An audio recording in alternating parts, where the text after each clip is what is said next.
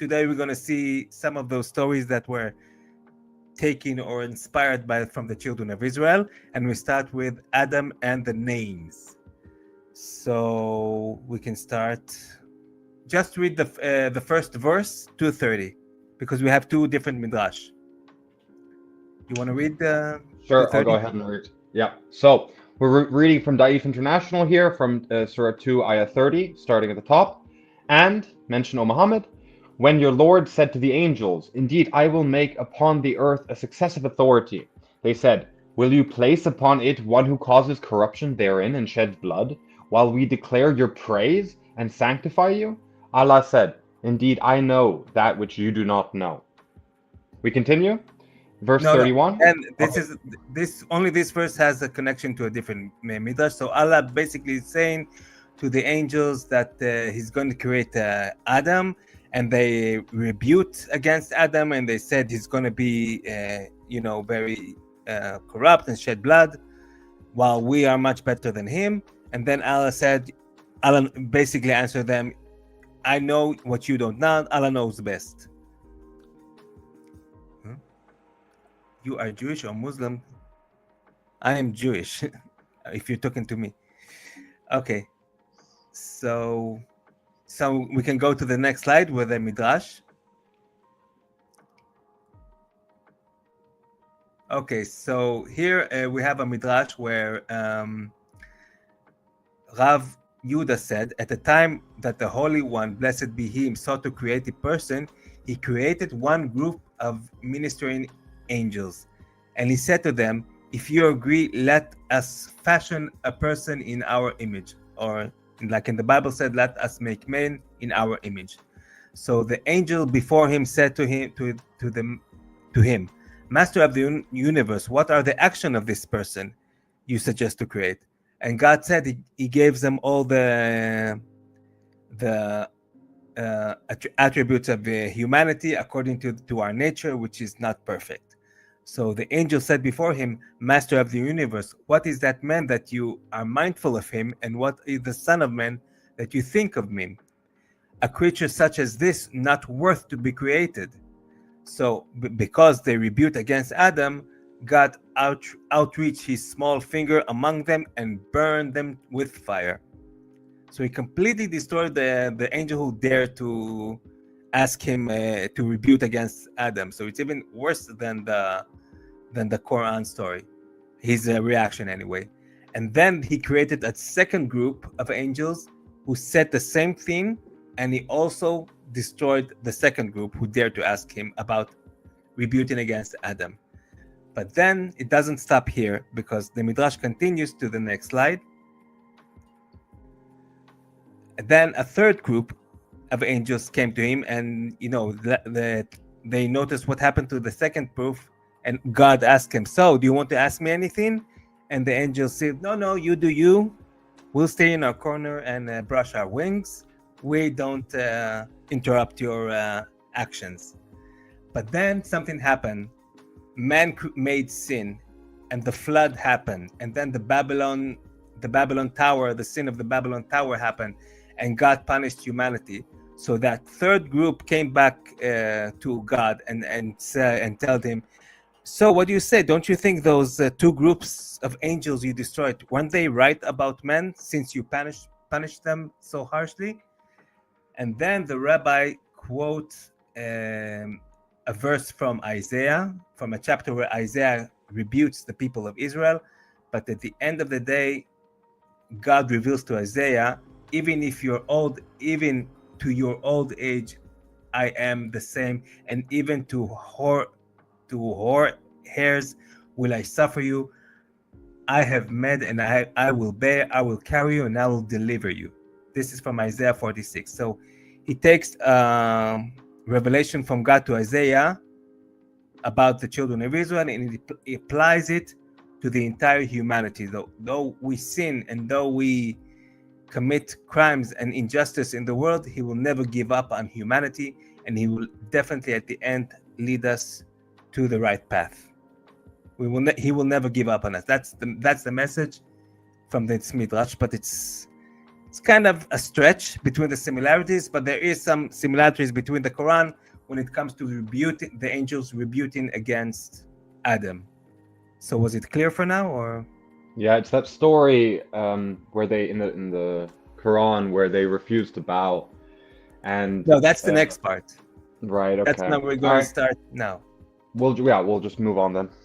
Okay, so go back to the Quran. The Quran, the first slide of the Quran.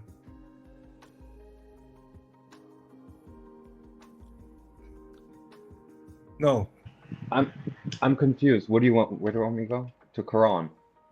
the first slide of the Quran, where what you just read, chapter 2. Sorry, which slide are we? Just if you go back to the previous slide, the one that actually had the Daif International bits. Oh, I see what we're talking about now. Okay. And now the 3 verses. So then we continue, and he taught Adam the names, all of them. Then he showed them to the angels and said, "Inform me of the names of these, if you are truthful." All the verses, 31 to 33. They said, "Exalted are you. We have no knowledge except that which you have taught us. Indeed, it is you who are knowing the wise." He said, "O Adam, inform them of their names." And when he had informed them of their names, he said, "Did I not tell you I know the unseen aspects of the heavens and the earth, and I know what you reveal and what you have concealed?" So this midrash, no, back, yes, no, forward. Next slide, next slide, next slide. Yes, here. So just to go back to what the Quran said, so the angels,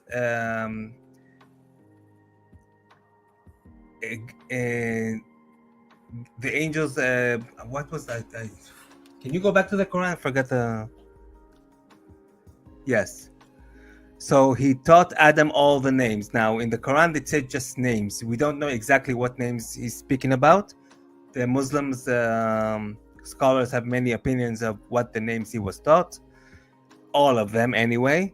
Then he showed those things that have names to the angels and he asked them, what are their names? And they didn't know. And then he brought Adam before those things that he gave name and told them, tell me their names. And of course, Adam knew all the names. And now we're going to see a parallel story in the Midrash. So, yes. So, no, one back. Yes. So this Midrash speaks about a verse in Genesis when God orders Adam to give names to all the animals. And then the rabbis start all kinds of stories of philosophical all kind of philosophical understanding or searching in this verse through the medium of storytelling. And one of those rabbis said this story that we're going to see in this next slide.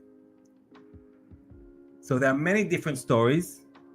All of them are different from each other, but this specific story sounds very familiar to the Quran. So Rabbi Acha said, when the Holy One, blessed be he, came to create man, he consulted the minister's angel. He said to them, let us make man. They say to him, this man, what is his nature? Remember, it's just like the first Midrash we saw, which was a completely different story. So we have the same event with a completely different scenario happening in the same event. So they asked him, what is his nature? And he said to them, his wisdom is greater than yours. He brought the animals, the beasts, and the birds before them, the angel, and said to them, what is the name of this one? And they did not know. He passed them before Adam and said to him, what is the name of this one? He said, this is an ox, this is a donkey, this is a horse, this is a camel. And then the Midrash continues to different. But we see this part is very similar to the story from the Quran. Did you notice the similarities? Yes, indeed. And actually, the Quran, the story in the Quran doesn't really make much sense because it just says the names, but then it changes topic completely, and you have to then go to the tafsirs, and that's when they explain almost anything. Sometimes it's the descendants, sometimes it's animals, sometimes it's other weird stuff. Yeah, pots and pans. Yeah, and it's like, well, it's clearly the story taken from here, and anyone who heard those words spoken out loud, they knew that it was the names of the animals, but that section didn't actually make it into the Quran for some reason. Yes, and And also even Genesis didn't make it to the Quran, because even in the canon text in Genesis itself, it said that Adam gave names to all the created animals. So even from there, they didn't get the true information, not from the Midrash and not from the Genesis itself. And But it's weird the because they story, say that taught in the names, right? So this is pointing at something, and presumably looking at these sources, it seems it's pointing to this, right? But what's strange is the text only sort of, if we're understanding the text properly, the text is only pointing towards the general gist of the story, and the result of it not knowing what it's pointing towards is that we read the text today, and it loses the whole point of it. So I'm no expert here, but I presume the whole point here is it's not that God behind everyone's back taught Adam that oxes are oxes and donkeys are donkeys, but exactly. rather that he presents the animals to Adam as blank slates. They could just have any name. It's the question of the arbitrariness, but the capacity of the human to this creative capacity, I suppose, or the capacity to name, to decide, free will, this element, right? That whole like beauty and deepness of that idea is totally Exactly. lost because of the fact that the text is only really just pointing towards the deepness, but the deepness has to be found in another source. Yeah, the Islamic determinism that everything is from God. Like even Adam himself is not responsible of anything he does, because he couldn't name those animals unless Allah taught him. But in this legends actually shows a different narrative, where actually Adam has, because of God created him with willpower and with creative power, which angels do not have, because angels are like computers. They do only exactly what God wants. So the difference between humans and angels is that angels have the capacity to create, to be to have a self will, while in the Quran it says first Allah taught him the names and then Adam said the names, just like he couldn't do it with himself. He has no independent mind.